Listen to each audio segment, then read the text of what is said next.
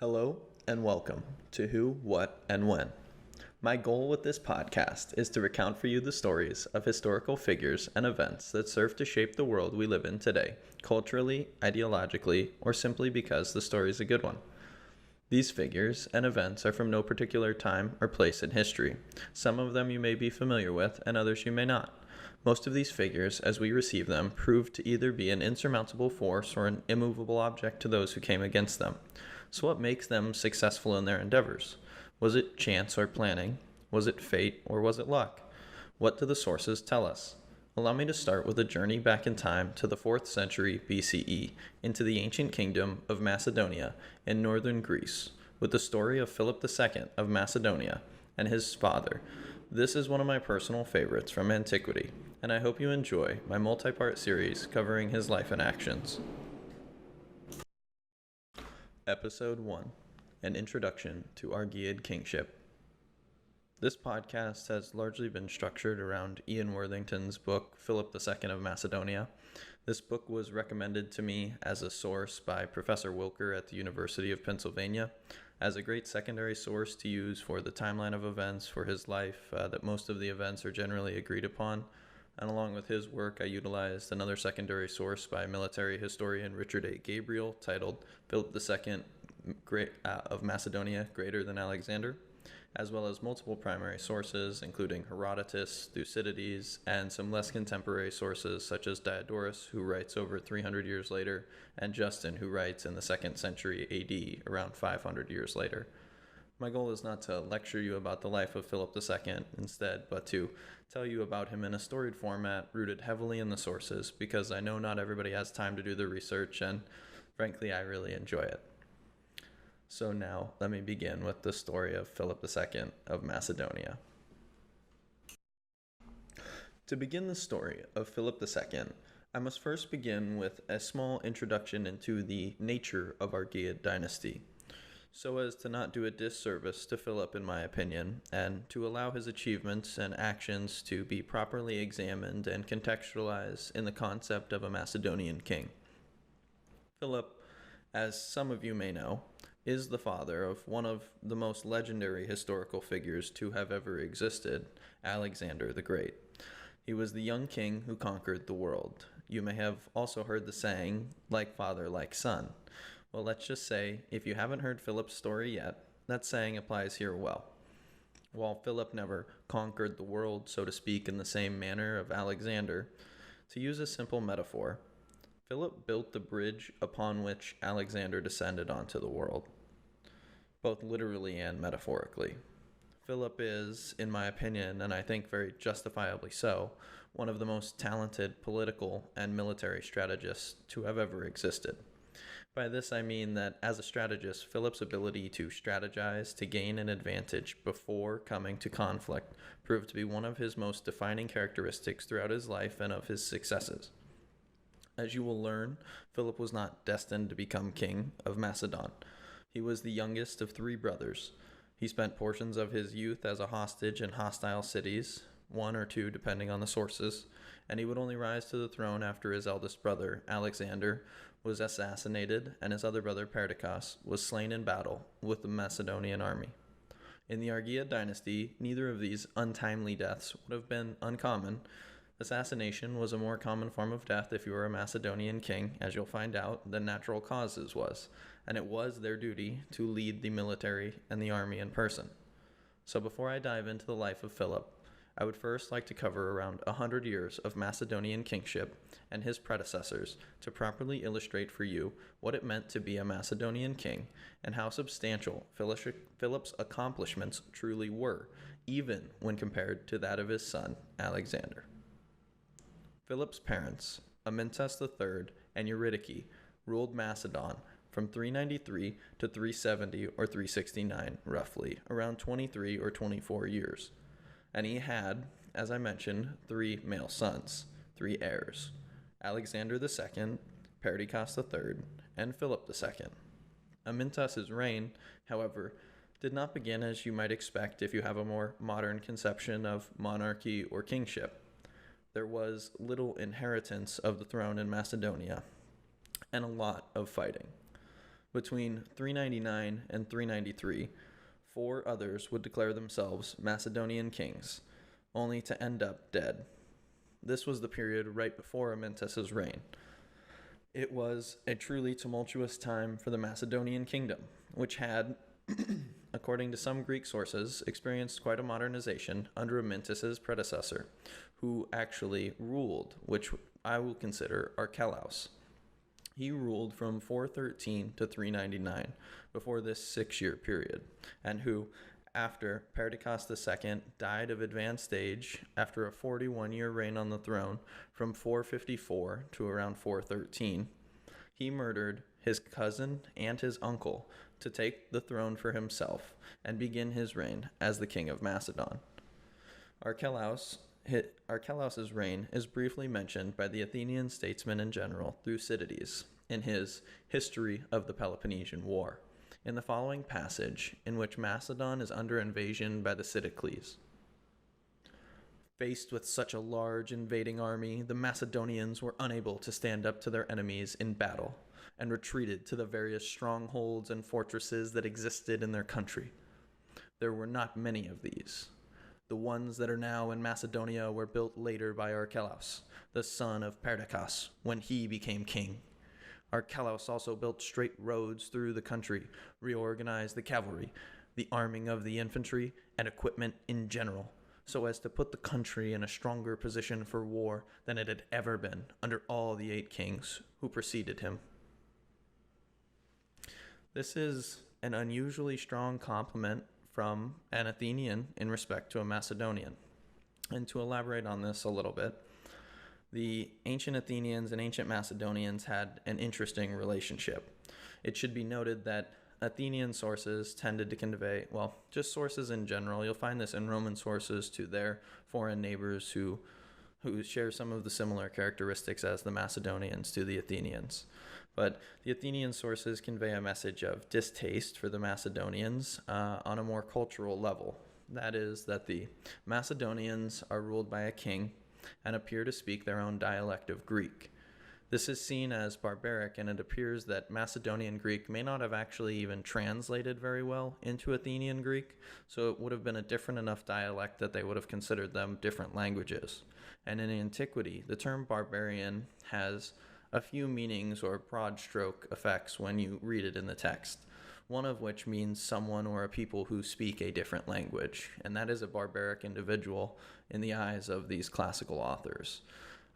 There are other things that connote the idea of being barbarians as well, but it doesn't carry the more modern connotation of barbarian, so that's just something you should note. It doesn't necessarily mean enemy or anything like that. It just means that those people over there who they babble when they speak, they talk different than us. And this is a pretty common term in antiquity, and so I'll elaborate on it a little further later when I bring it up. And then there is the case of the king, the monarchy, which in the eyes of the Athenians is the worst form of government that can exist in the world. And it indicates to them that the subjects of the Macedonian kings were subjects because they were not smart enough to rule themselves, and that they themselves were doing the work of slaves as they were working in agriculture and things like this in the fields and for another person. This was looked upon very poorly by the Athenians, who were ruled by a direct democracy, which they believed that was far superior to any of these forms of monarchy. And we'll touch on this a little bit later, but the democracy in Athens is something that's really interesting if you want to look into it a little more yourself. Now, the origins of this cultural disconnect have been passed down through the stories of the Macedonian kings during the Persian invasions of Greece in the 5th century BCE, and how the Macedonian kings are presented, especially by Herodotus, as a result of this. One last cultural difference that I should mention was the approach to the Greek tradition of the symposium in Athens versus Macedonia. The symposium in Athens was an event hosted by prominent members of society in which they would discuss politics, drink mixed wine, and entertain themselves with courtesans. They would invite intellectuals, and the primary focus of the evening would be hours of high-level intellectual discussion and debate, followed by the indulgence of drinking wine the whole time and the courtesans.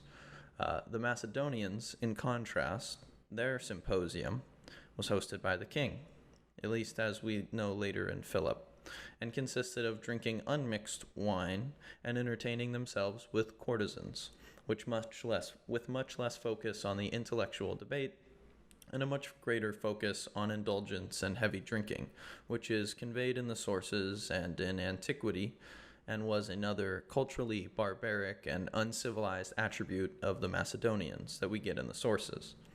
The bottom line being that the Greeks really do not like monarchy, and their dislike builds from this. The quote which I had just read about the building of the roads, the organization of the cavalry, the rearmament of the army, was by Thucydides, as I mentioned. Thucydides lived from approximately 460 BCE to 400 BCE, serving briefly as general for Athens in 424 during the Peloponnesian War, before he was exiled for failing to save the Athenian colony of Amphipolis, located in northern Greece. He was failed to save the colony from the Spartans during the Peloponnesian War because the colony opened their gates and surrendered to the Spartans and elected non-resistance, while Thucydides was still on his way there sailing because it took too long to make a decision in Athens.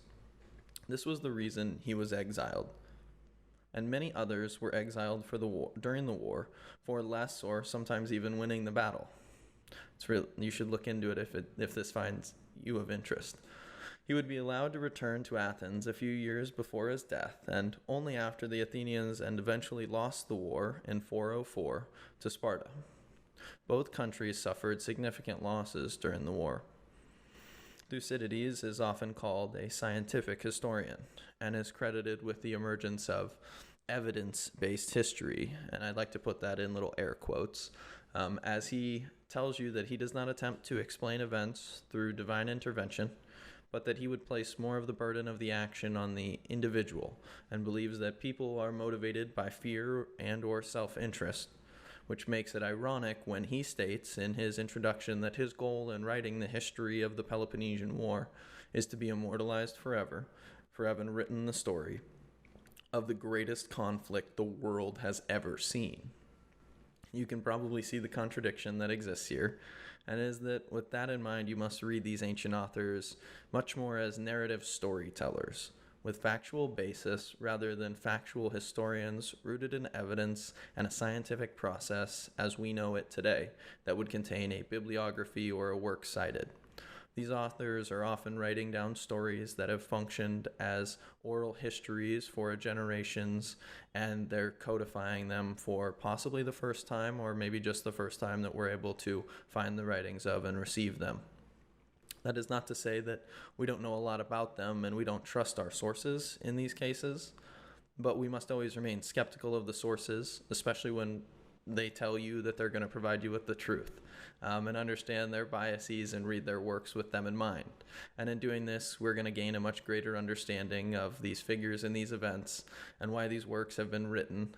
And sometimes the authors have particular rhetorical styles, which can appear to be conveying underlying messages that the author may have wished to pass on to their audience because of the time in which they lived.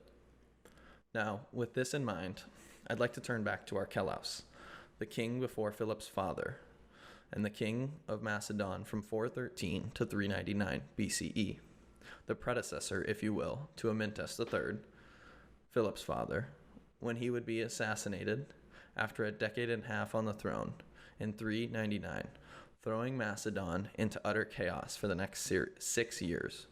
Within those 6 years, there are 4 individuals who laid claim to the title of King of Macedon before Amyntas.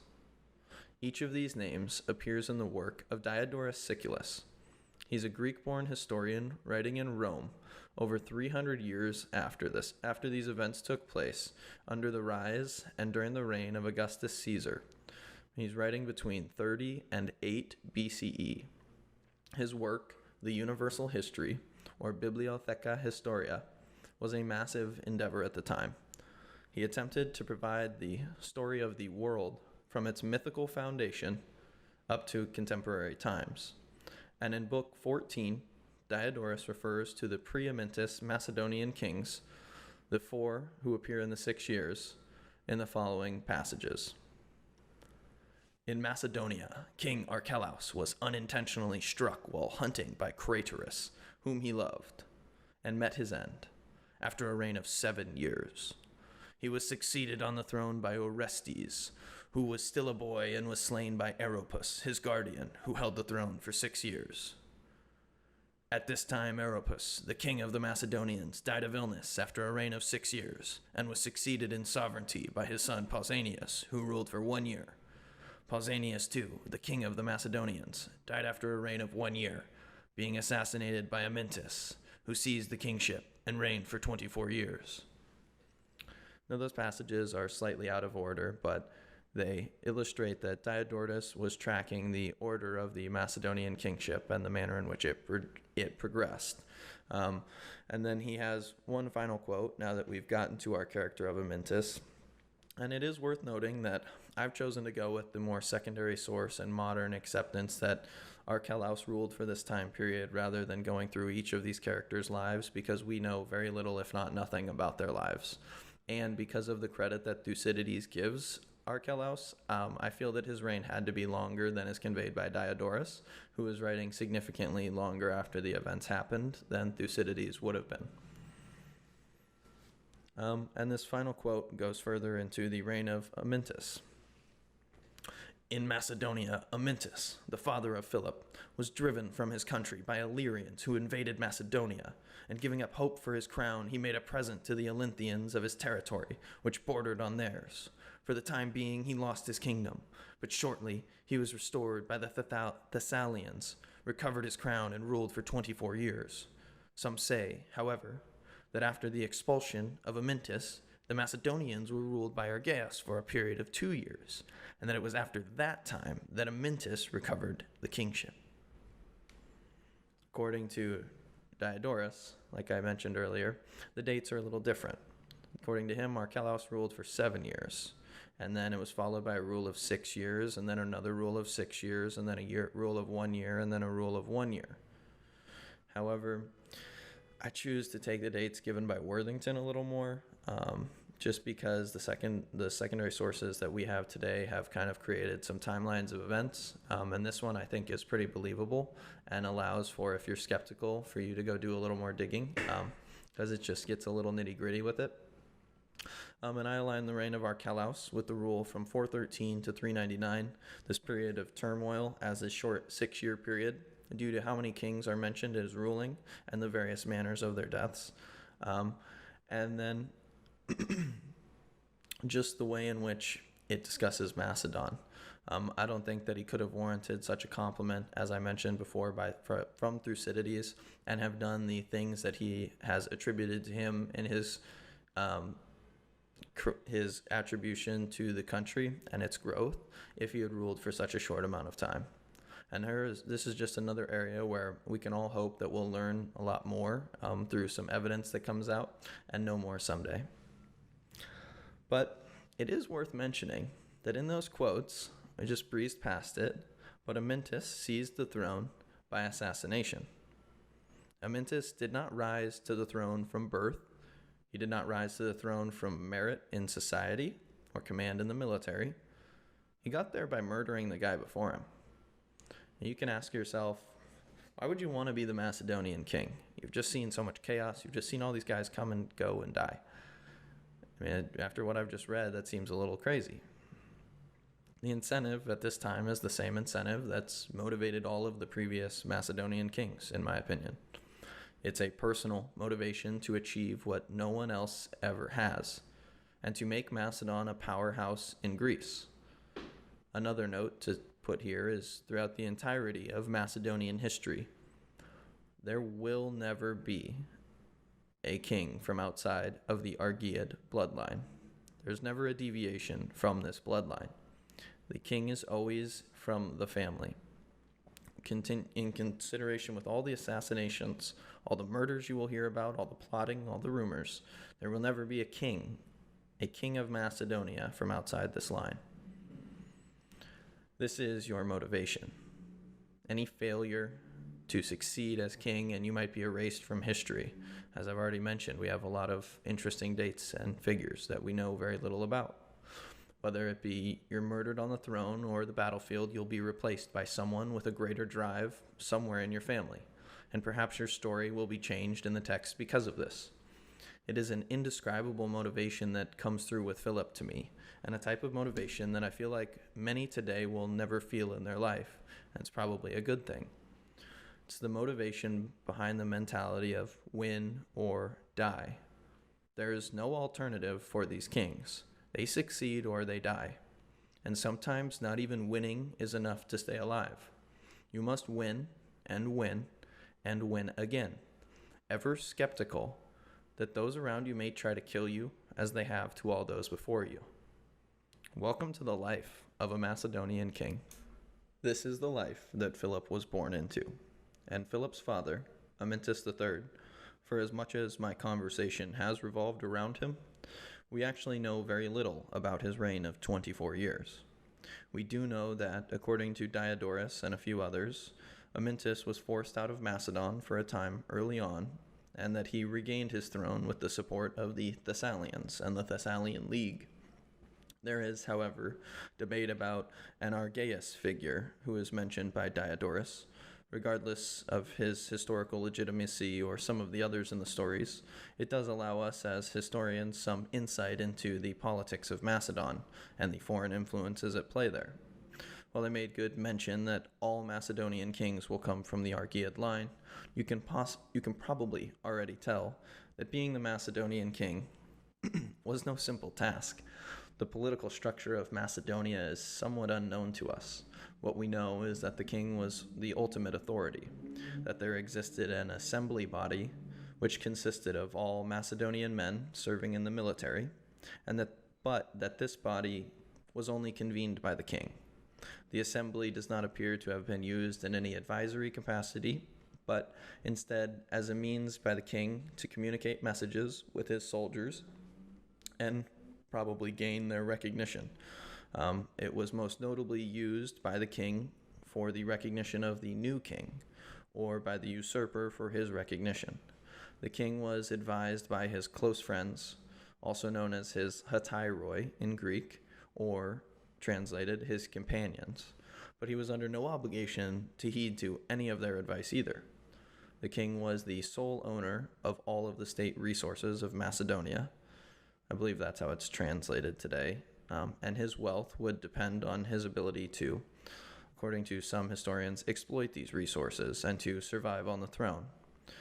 Macedonia was incredibly rich as a country with regards to its natural resources, but of the economic record, it seems that it was incredibly poor at this time, or up to this time.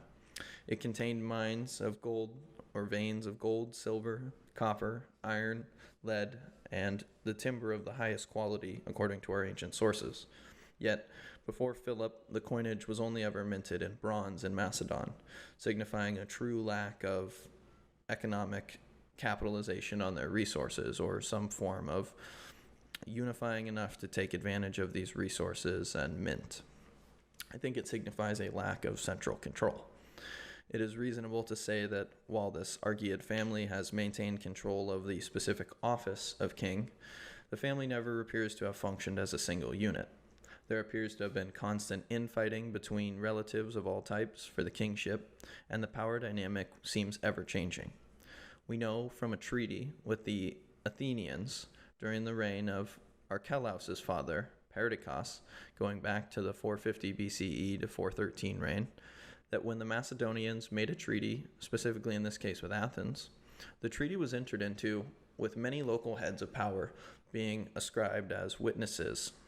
Referred to as chieftains by Ian Worthington in his book, an excerpt from a Macedonian treaty with Athens reads as follows: "The oath for the Macedonians taken by Perdiccas, the son of Alexander, Alcetas, the son of Alexander, Archelaus, the son of Perdiccas, Alexander, the son of Alcetas, blank, the son of Philippos," and that name is actually missing from the inscription because it's heavily damaged. Menelaus, son of Alexander, Archelaus, son of Alcetas, and this continues to trace the royal family trees. Again, I said it's largely damaged, but it continues on, and towards the lower half of it, we have a very interesting portion of an inscription that reads as follows: the barons from Lower Macedonia, including a son of Philippos, Basileus Arabeus, Basileus Derdas, Basileus Antiochus, and it continues on with naming these more individuals as Basileus. Now, some of them we know existed, and we know the region that they existed in or the royal family that they were a part of. And two of these are more popular ones, known as the Lynkestes and the Orestes, which will come up further in the stories. But for those of you unfamiliar with Greek, this titling of individuals Basileos is actually pretty interesting, especially in Greek, because Basileos translates to king. And in this context, the meaning becomes very unclear, because Perdiccas is the king of Macedon at this time, or at least we believe he is. His brother Alcetas is listed next, which makes sense, followed by Perdiccas' son, who is the king, his son, then Alcetas, the king's brother's son. This is very normal order. And this gets very interesting later on, though, where you see this list of individuals and ranks them in a manner that we can't really translate. Some of the translations said baron, some said basileos, some chose not to translate it and kind of leave it up to us to debate. But this title, regardless of what it means, I believe it conveys a level of importance in or status in the Macedonian society. You can understand the confusion is, why do so many people need to be present for a treaty and sign it if you have a king? And this king owns everything and commands the military and does all these things. Well, first, we should probably break our modern conception of what a unified nation state or country is at this time and try to localize it a lot more and break your conception of communication. If a king does not control a certain resource within his domain, is it his resource? If a king doesn't command the respect or the alliance of all the tribes in his domain, he can't control the resources under them, can he? So what if he doesn't command those respects of all of the tribes? What if he only has some of them? What if the land is not as consolidated as we end up believing it to be, and that his support is scattered? The king would truly never be able to take advantage of these resources, or he would have to fight numerous battles against what could be construed as sometimes his own people, but again, very locally here.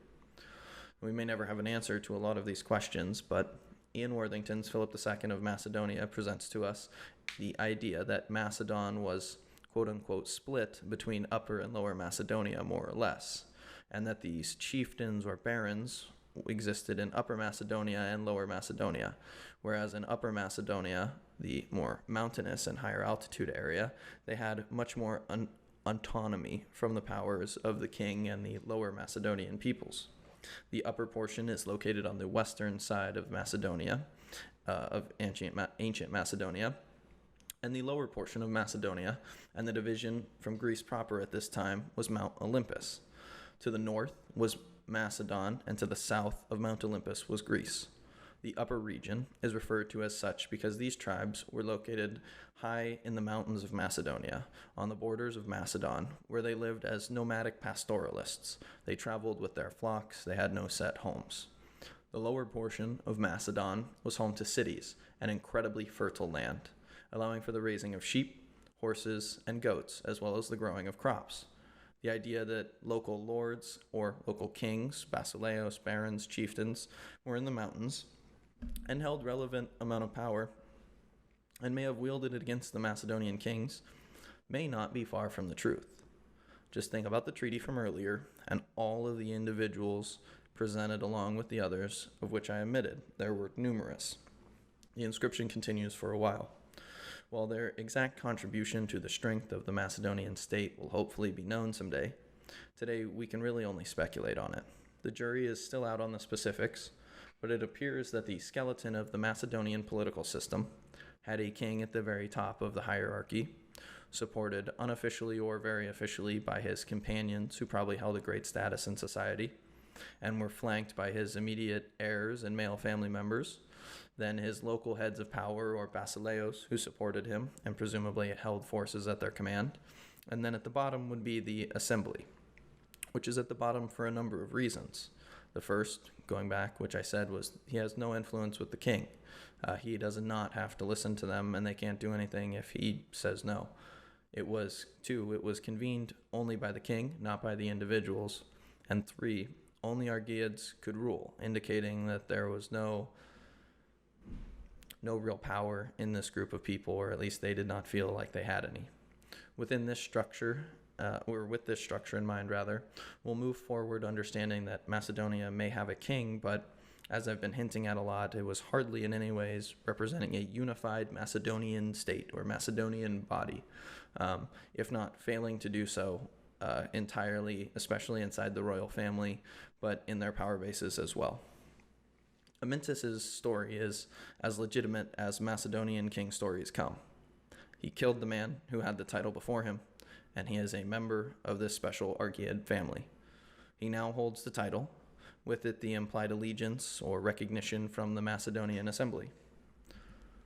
He would not have held the unified allegiance of the chieftains, presumably, in the hill country of Upper Macedon to the west, but it appears that he might have held a good amount of support from them when compared to his slew of predecessors, because his ability to maintain his power lasted for a little over 2 decades, from approximately 393 to 371 or 370, and at an advanced age, he died on the throne, leaving the kingdom to his son Alexander II, who was Philip's eldest brother.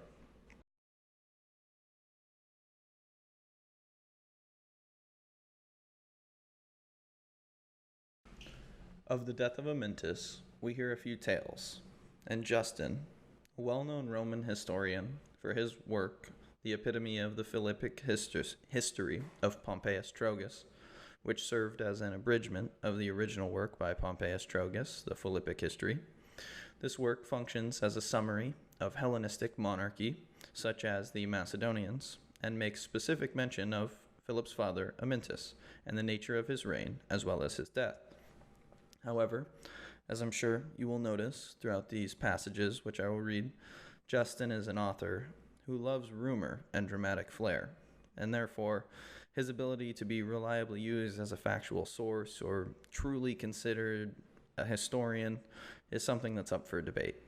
See if you can tell some reasons why as I read his summation and account of Amyntas III's reign. The throne afterwards descended by the order of succession to Amyntas, the son of his brother Menelaus. This prince was remarkable for his application to business and was endowed with all the accomplishments of a great general. By his wife Eurydice, he had 3 sons, Alexander, Perdiccas, and Philip, the father of Alexander the Great, and he had 1 daughter named Eurone. He had also, by Gygaea, Archelaus, Aridaeus, and Menelaus. Subsequently, he had formidable contests with the Illyrians and the Olynthians. He would have been cut off by a plot with his wife Eurydice, who, having been engaged to marry her son-in-law, had undertaken to kill her husband and to put the government into the hands of her paramour. Had not her daughter betrayed the intrigue and atrocious intentions of her mother, having escaped so many dangers, he died at an advanced age, leaving the throne to Alexander, the eldest of his sons. As you can probably already tell, and I'm adding a little emphasis, but Justin really doesn't omit rumors, and may even present them to you as fact. He would have known of Eurydice's plot somehow, I'm supposed to believe, or we are, I guess, and it's true that another ancient source that's lost to us may have contained these answers, he may have used them, and it may have been well known, but we don't know that with what we have, and we can only speculate, as it seems he might be doing. Regardless of his intent, we see similar tropes throughout this story as what we saw with Thucydides' description of Archelaus, specifically in the acknowledgement of his business and military accomplishments. However, in this, we do see some doubt cast onto the strength of the ruling family, and specifically in Justin's mind, this plot by his wife, which he survives. However, Justin continues, and the story gets a little better. Not long after, Alexander fell by a plot of his mother Eurydice, whom Amyntas, when she was convicted of a conspiracy against him, had spared for the sake of their children, little imagining that she, one day, would be the destroyer of them. Perdiccas also, the brother of Alexander, was taken off by similar treachery. Horrible, indeed, was it that children should have been deprived of life by a mother, to gratify her lust, whom a regard for those very children had saved from the punishment of her crimes. The murder of Perdiccas seemed the more atrocious from the circumstance that not even the prayers of his little son could procure him pity from his mother. As you can more obviously see in the second quote, Justin, he loves his rumors and the dramatic flair of a story, of a good one. His little son crying and praying for mercy for his father, and his mom is murdering him. That's a very dramatic story. However, from other historians, we do know that it really appears Alexander II was assassinated on the throne, and that Perdiccas III subsequently, years later, was killed in battle with approximately around 4,000 members of the Macedonian army. So as to not entirely discount the works of Justin, because they are rooted in the events that occurred, and when I say we know that these events occurred, I simply mean that there's a good historical consensus through the confirmation of all the sources that we have today and all the people working on this, that they really trust their accounts. Justin seems to have enjoyed adding a lot of flair to these and making them more stories and narratives, and he's well known for, across most, if not all of his works, portraying women in very negative contexts, such as you just heard about the mother murdering her sons, even with one son's little child begging for his life. And I'm sure these stories would have grabbed the intentions of listeners in a number of ways to reactions. And we are able to believe a lot of the events he's telling the story did occur. Amyntas III died on the throne of old age, which he mentioned, and was succeeded by his son Alexander, which he did mention, and he by Perdiccas, which he did include. Just the manner in which they succeed each other varies. Worthington presents to us that Amyntas was already in his 60s in 392 when he laid claim to the throne. And then after this, the Dardanians, led by Bardalus to the north, whose Bardalus himself is credited with a long reign, of which we know little, except that he invaded while many different Macedonian kings were on the throne. He invaded with a large force once again, and Amyntas, to deal with this threat, struck a deal with the Olynthians, a nation-state or polis to their southeast, for military support. The Olynthians agreed, and they controlled the Chalcidian Peninsula to the southeast, which was the best port access in northern Greece and a great trading area. However, the Olynthians, even though they sent their support, it did not arrive in time, and Amyntas was forced from Macedon by Bardalus and forced to entrust portions of his kingdom to the Olynthians for protection because, he couldn't defend them. The Dardanian army ravaged Macedon for months before dealing with them and striking tribute, and they finally left for home. With this, Amyntas was able to march back to Pella to resume his kingship, or at least he thought. But the Olynthians had no intention of letting him, and the land that he had entrusted to them in the east when he himself was forced out and asked for their aid, he was forced to deal with the Olynthians who invaded Macedon because they realized he was weak and they could take from him, taking Pella in the mid to late 380s. And here is where we find Argeas, the figure from earlier which Diodorus mentioned. He appears to have been installed as king by the Olynthians during this little invasion. Amyntas fled south to Thessaly, where, through diplomatic means and familial ties, and his marriage to Eurydice came crucial here, he was able to secure himself safety in Thessaly and support for his claim to the throne from both Thessaly and Sparta. Sparta, which at the time was the most powerful state in the Mediterranean after defeating the Athenians in the Peloponnesian War. Eurydice, his wife, was a princess of the royal house of Lynkestis, which I mentioned in that Macedonian treaty earlier. Someone in her house is mentioned as a basileos and signed on to the treaty. She and her family have a tie to the Thessalians. Her father, King Argead of Macedon, previously appealed to them for aid against an Illyrian invasion, and the Thessalians drove the Illyrians from Lower Macedon for him, with his help. Amyntas also traced his roots back to Temenus. Temenus is the ancient founder of the city of Argos in the Peloponnesus. Temenus is a descendant of Hercules and Hercules, a descendant of Zeus. This connects the Macedonian royal family to the Spartan kings, both of which consider themselves to be descendants of Zeus by the means of Hercules. Amyntas further secured the support of the Aleuadae, a leading family in Larissa in Thessaly, and they were the head family of the Thessalian League in northeast Thessaly. By securing the support of both Thessaly and Sparta, Amyntas was demonstrating that he understood the great game that he needed to play. It appears as though Amyntas began to establish Macedon, or at the very least, you must say that he establishes himself as a minor political player in the region. The Spartans answered the call and expelled Argeas, placing Amyntas back on his throne.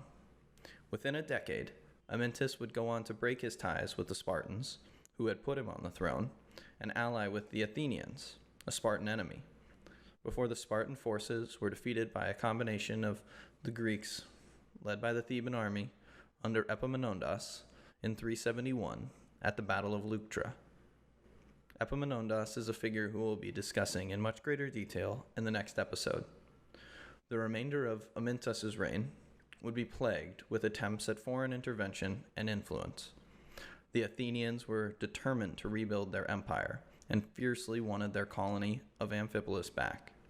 Amphipolis, mentioned before, was a former Athenian colony that gained independence during the Peloponnesian War when they opened their gates to the Spartan forces. It was located on the eastern Macedonian border, near the Strymon River. Amphipolis controlled a region rich in both gold and silver mines, and therefore was incredibly valuable. It was desired by all the major players in the regions and anyone looking to build a colony.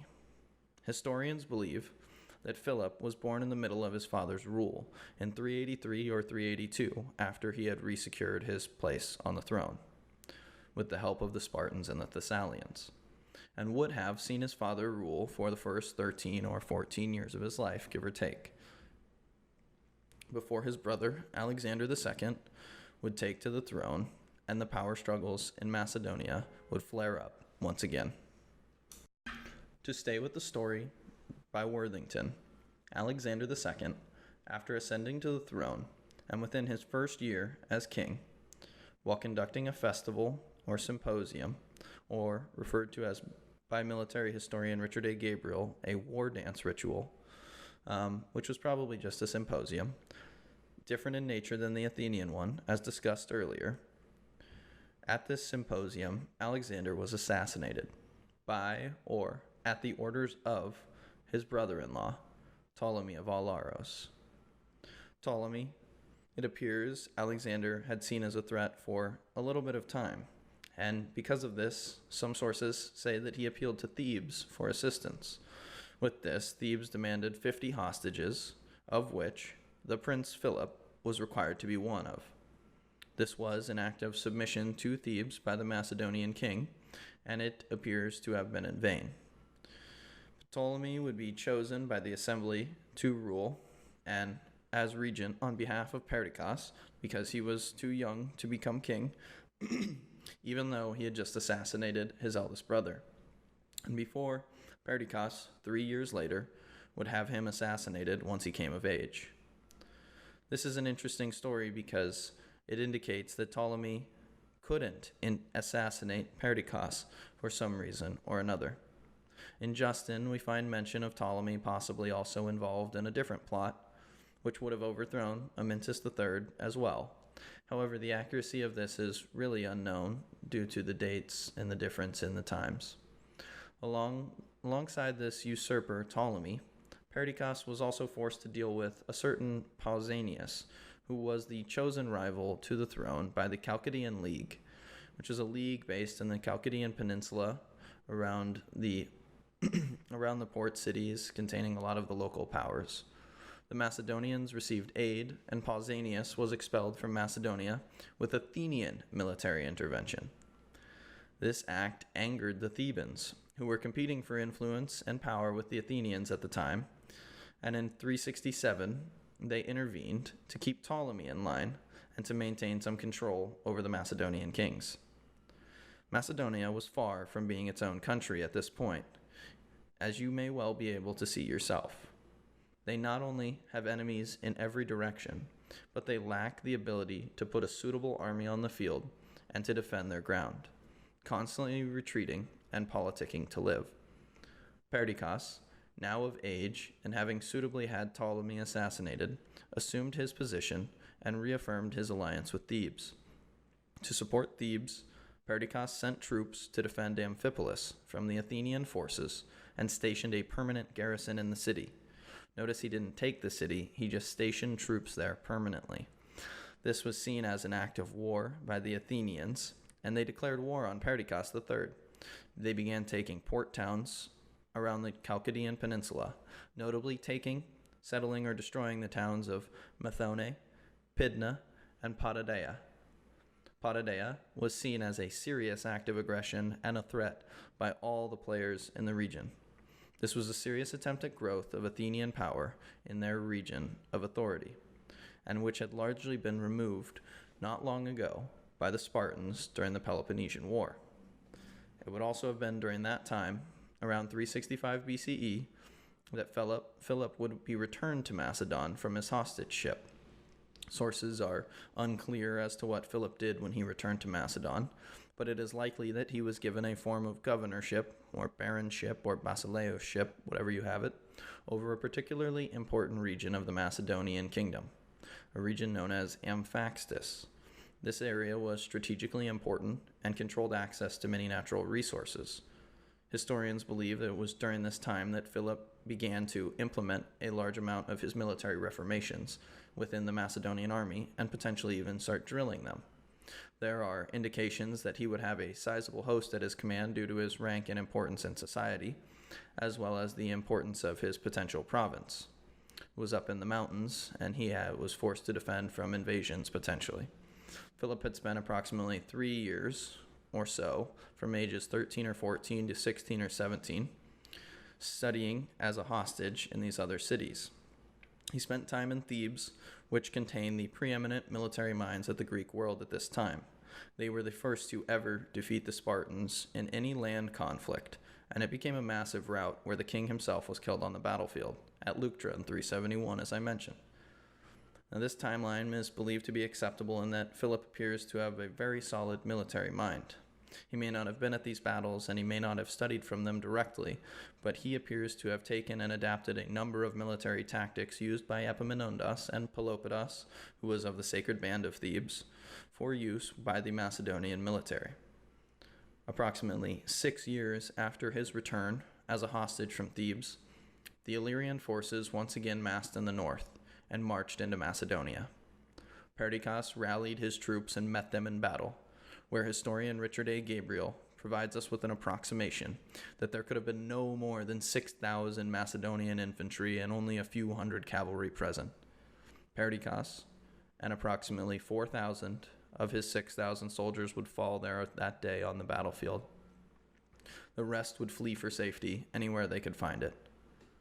Macedon was once again without its king. There was no one on the throne, and an invading army was plundering their lands. This is the stage upon which Philip arrived. He is 23 years old. He has presumably understood that this day may have been coming, and that he needed to be ready. He had already, in his lifetime, seen Thebes become master of Greece under Epaminondas and swiftly crumble back to what it was before, when he died. He had the memory of his oldest brother murdered on the throne by his brother-in-law, his other brother killed in battle with the bulk of his forces. There are not simply enemies at his gates, there are enemies within his walls. This is the situation in 359 BCE. This is the beginning of the story of Philip II of Macedonia. Thank you for joining me for episode 1. In the next episode, I will take you on the journey of Philip II's adolescent life as a hostage in Thebes, who his potential mentors and influences might have been while he was in Thebes, his particular military innovations while he was in Macedonia that we know were implemented with the military, and his ability to place Macedonia on the map in the Greek world as a true powerhouse. Philip will fend off all of the surrounding armies through diplomatic means and then remove them as a threat through military action. This story is one that could have ended at any point along the way, as my professor loved to point out. Philip would campaign at least once a year during his 23 years as king. He would be injured or maimed on 5 separate occasions.